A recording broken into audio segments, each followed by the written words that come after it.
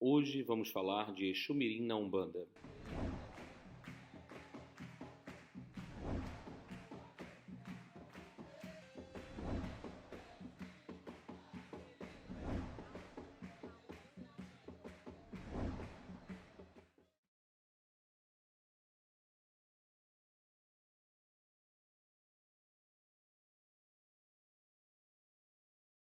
Olá pessoal, meu nome é Felipe Brasil, eu sou dirigente do Templo Espiritualista Aruanda, casa de Umbanda localizada em Maricá, no Rio de Janeiro.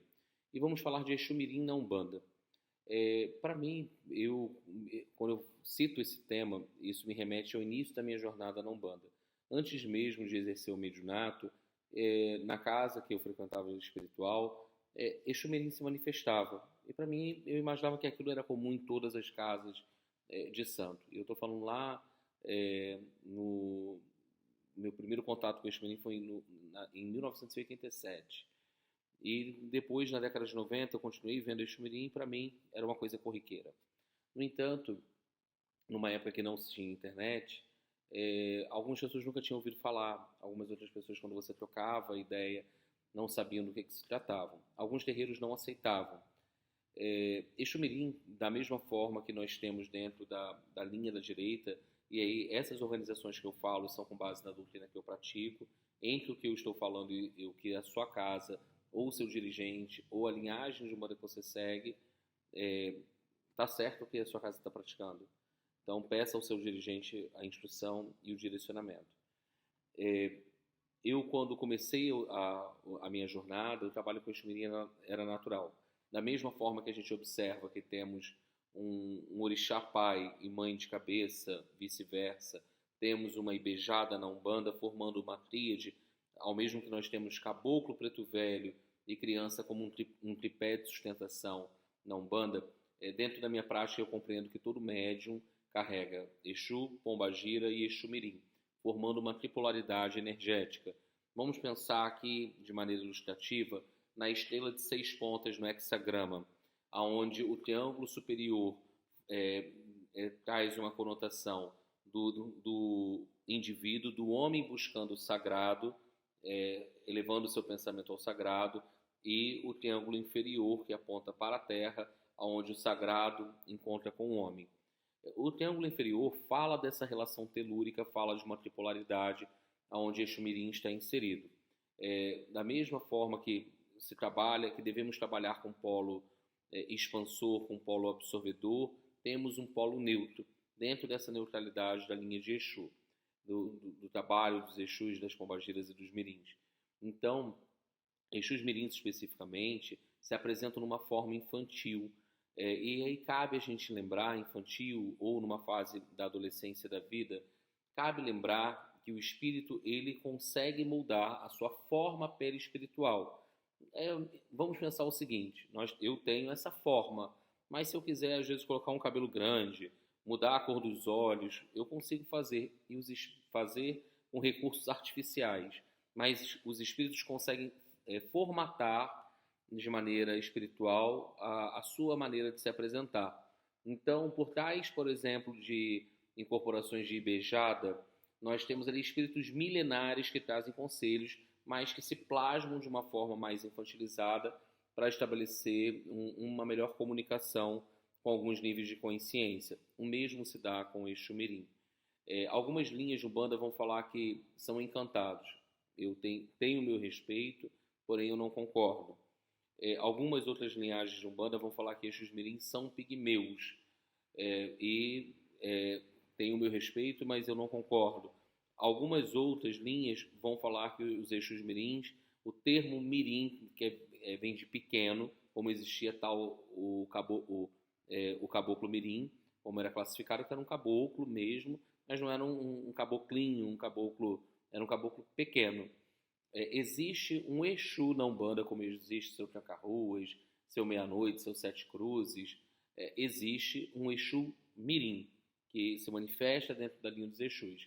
Mas existe também um agrupamento de espíritos que utilizam essa classificação, esse grau espiritual de Exu Mirim, que se apresentam de uma forma mais infantilizada, remetendo crianças. Geralmente, os Exus Mirim são oriundos dos mesmos locais da onde vem o Exu e a Pombagira. E na coroa do médium, dentro da minha prática, ele é liberado ou ele vem no rastro do Exu ou no rastro da pombagira. Como assim? Eu trabalho com a pombagira rainha das sete cruzilhadas. O Exu Mirim que vem no rastro dela se chama Joãozinho do Encruzo. Minha mãe de santo trabalhava com a pombagira do Cruzeiro das Almas, e o Exu Mirim que vinha no rastro da pombagira era o Exu Mirim Joãozinho do Cruzeiro. E assim tantos outros irmãos de santo e outros filhos que trabalham com calunguinha, caveirinha,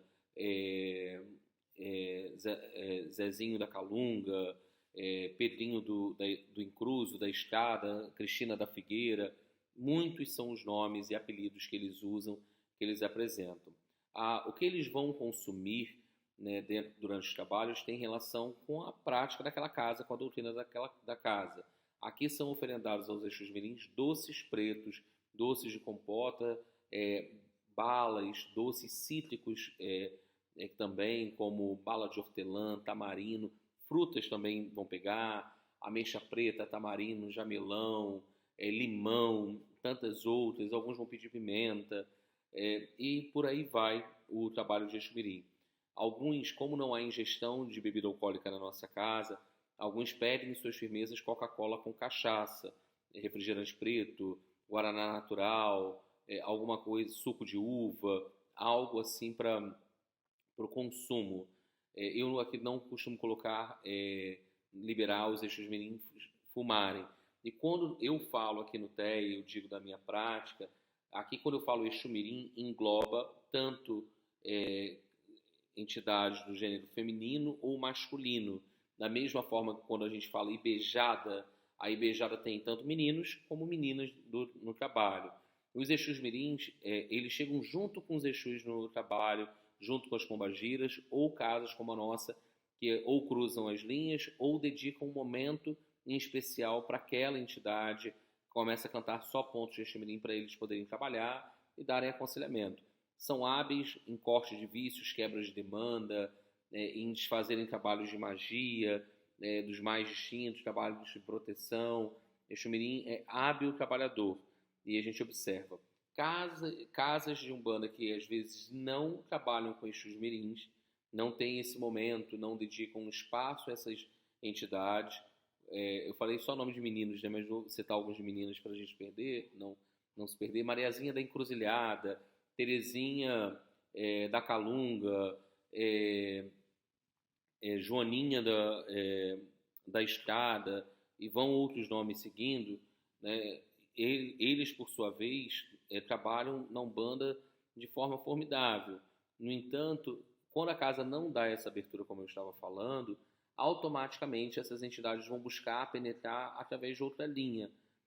Por exemplo, na linha de Ibejada, chegam alguns Exus Mirins que não querem se misturar com a Ibejada, acham eles, por vezes, infantilizados, ficam um pouco mais destacados, comem só doces pretos, e as pessoas pensam que é uma Ibejada. É Joãozinho, é Faísca, tem alguns nomes, como eu falei, apelidos, né? E eles ficam por ali no canto. Mas, mesmo que a casa não venha trabalhar no plano físico com os Exus Mirins, com certeza na contraparte astral eles se fazem presentes.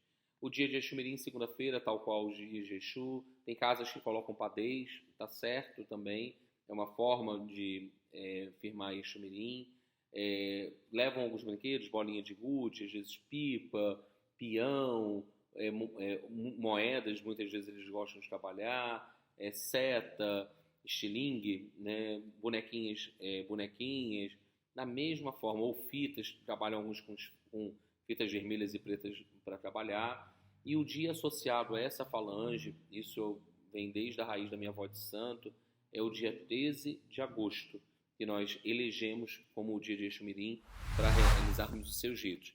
Então eu compartilho um pouco dessas informações com vocês, peço que mandem suas sugestões e pergunto qual a vivência de vocês com o Exu Mirim, compartilhem um pouquinho conosco. Esse vídeo se alongou, mas fez necessário, e até a próxima, pessoal. Tchau, tchau para vocês.